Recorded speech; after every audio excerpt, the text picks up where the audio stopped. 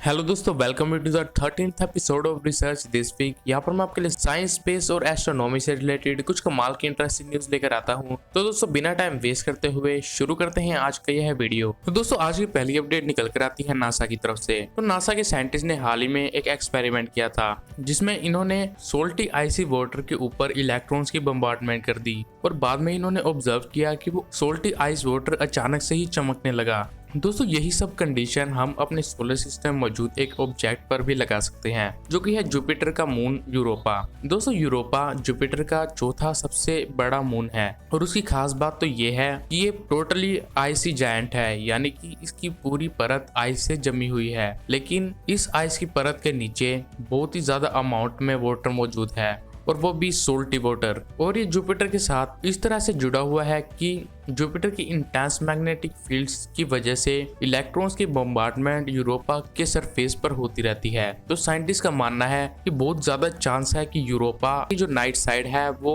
Space में glow करती हो। और दोस्तों ये ब्राइटनेस डिपेंड करती है यूरोपा के सीज में मौजूद सोल्ट की कॉम्पोजिशन के ऊपर। और नासा जल्द ही एक स्पेसक्राफ्ट यूरोपा पर भेजने वाला है जिसका नाम है यूरोपा क्लिपर स्पेसक्राफ्ट, जो कि यूरोपा की काफी ज्यादा डिटेल में स्टडी करेगा और पता लगाएगा कि यूरोपा के अंदर कौन कौन से सोल्ट के कॉम्पोजिशन मौजूद है। दोस्तों अगली अपडेट निकल कर आती है नॉर्थ वेस्टर्न यूनिवर्सिटी की तरफ से। तो एस्ट्रोनॉमर्स ने अब तक का सबसे ब्राइटेस्ट किलोनोवा ऑब्जर्व किया है जो कि पैदा हुआ था दो न्यूट्रॉन स्टार की मर्जर की वजह से। दोस्तों इस किलोनोवा से इतनी ज्यादा एनर्जी निकली कि क्लासिकल या कहा जाए तो नॉर्मल सुपरनोवा से 1000 टाइम ज्यादा ब्राइटर था। इसकी एनर्जी का अंदाजा अगर आप लगाना चाहे तो आप समझ सकते हैं कि अगर हम हमारे सन की पूरे लाइफ टाइम की एनर्जी को अगर हाफ ऑफ सेकेंड में रिलीज कर दे तब भी ये एनर्जी इस ब्राइटेस्ट किलोनोवा के बराबर भी नहीं होगी। दोस्तों इस किलोनोवा की एक अजीब बात और है कि नॉर्मली जब यूनिवर्स में ऐसे कुछ एनर्जेटिक बर्स्ट रिलीज होते हैं तब पीछे एक ब्लैक होल छूट जाता है, लेकिन इस केस में एक ब्लैक होल की जगह एक मैग्नेटार की फॉर्मेशन हुई जो कि बहुत ही ज्यादा अजीब बात है। साइंटिस्ट अभी भी नहीं जानते कि इस कोलिजन में ऐसा क्या था कि एक ब्लैक होल फॉर्म होने की बजाय एक मैग्नेटार की फॉर्मेशन हुई। दोस्तों अगली अपडेट निकल कर आती है स्लोन डिजिटल स्काई सर्वे की तरफ से। तो एस्ट्रोनॉमर्स ने हाल ही में एक फोसिल गैलेक्सी को ढूंढ निकाला है जो कि हमारी खुद की मिल्की वे गैलेक्सी में मौजूद है। दोस्तों अगर आप नहीं जानते कि मैं किस बारे में बात कर रहा हूं तो मैं आपको बता दूं कि काफी सारी बड़ी बड़ी गैलेक्सीज जिसके अंदर हमारी मिल्की वे गैलेक्सी भी आती है, काफी सारी छोटी छोटी गैलेक्सीज के मर्जर से मिलकर बनी होती हैं। और इसी से रिगार्डिंग एक सिमुलेशन भी तैयार किया गया है जिसमें आप साफ साफ देख सकते हैं कि किस तरह से काफी सारी छोटी गैलेक्सी मिलकर हमारी मिल्की वे गैलेक्सी का निर्माण कर रही है। ये सिमुलेशन मिल्की वे गैलेक्सी के बनने से लेकर अब तक का 10 बिलियन साल का डाटा दिखाता है। तो इन्हीं सब छोटी छोटी गैलेक्सीज में से एक गैलेक्सी जिसका नाम है हरक्यूलिस गैलेक्सी को एस्ट्रोनॉमर्स ने आइडेंटिफाई किया है हमारी खुद की मिल्की वे गैलेक्सी में। तो दोस्तों अब आप सभी कहेंगे कि जब कोई छोटी गैलेक्सी किसी बड़ी गैलेक्सी में मर्ज होकर उसका पार्ट बनती है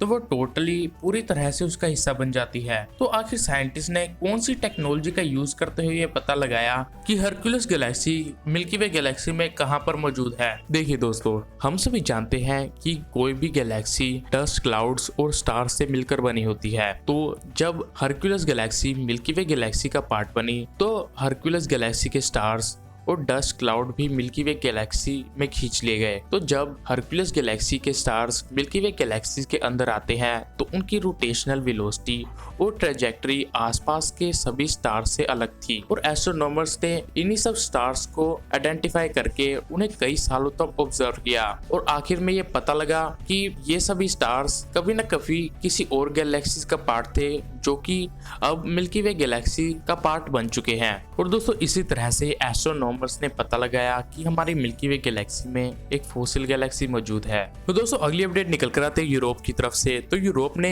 86 मिलियन यूरो या कहा जाए तो 102 मिलियन डॉलर्स की डील साइन की है स्विस की प्राइवेट स्टार्टअप कंपनी के साथ, और वो भी सिर्फ इसीलिए कि उन्हें स्पेस में से कचरा साफ करना है। जी हाँ दोस्तों, यूरोप ने 102 मिलियन डॉलर्स की डील साइन की है स्पेस डिब्रीज को वापस से अर्थ पर लाने के लिए। दोस्तों आज के टाइम में स्पेस डिब्रीज का खतरा काफी ज्यादा है। ये हमारे लिए तो खतरनाक नहीं है, लेकिन ये जो स्पेस में सैटेलाइट्स वर्क कर रही हैं उनके लिए ये डिब्रीज काफी ज्यादा खतरनाक है। अगर ये डिब्री किसी सैटेलाइट या स्पेस स्टेशन से टकराते हैं तो काफी ज्यादा डैमेज करने की ताकत रखते हैं और इसी वजह से यूरोप ने ये डील साइन की है। और दोस्तों इन कंपनीज का दावा है कि ये 2025 तक अपना पहला एक्टिव डिब्री रिमूवल मिशन को कामयाब कर लेंगे, जिसमें ये एक कस्टम मेड स्पेसक्राफ्ट की मदद से स्पेस डिब्रीज को पकड़कर रॉकेट की मदद से वापस से अर्थ पर गिरा देंगे, जहां पर ये डिब्रीज या तो समुद्र में क्रैश होंगे या फिर अर्थ के एटमॉस्फेयर में जलकर खाक हो जाएंगे। दोस्तों अगली अपडेट निकल कर आती है जापान की तरफ से।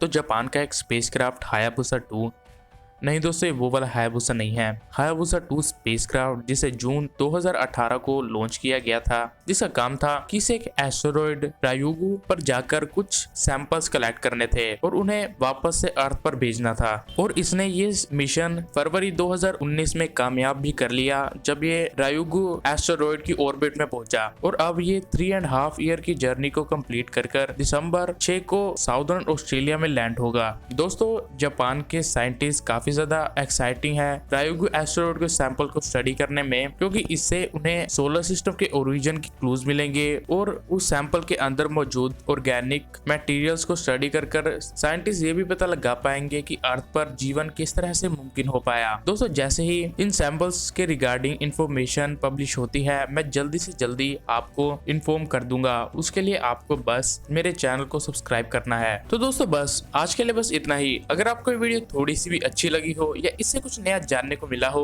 तो इस वीडियो को लाइक कीजिएगा, शेयर कीजिएगा और मेरे चैनल को सब्सक्राइब करके नोटिफिकेशन बेल को दबाना बिल्कुल ही मत भूलिएगा। दोस्तों फिर मिलूंगा आपसे ऐसी ही कमाल की वीडियो के साथ, तब तक के लिए stay safe, be happy and keep watching reality explainer.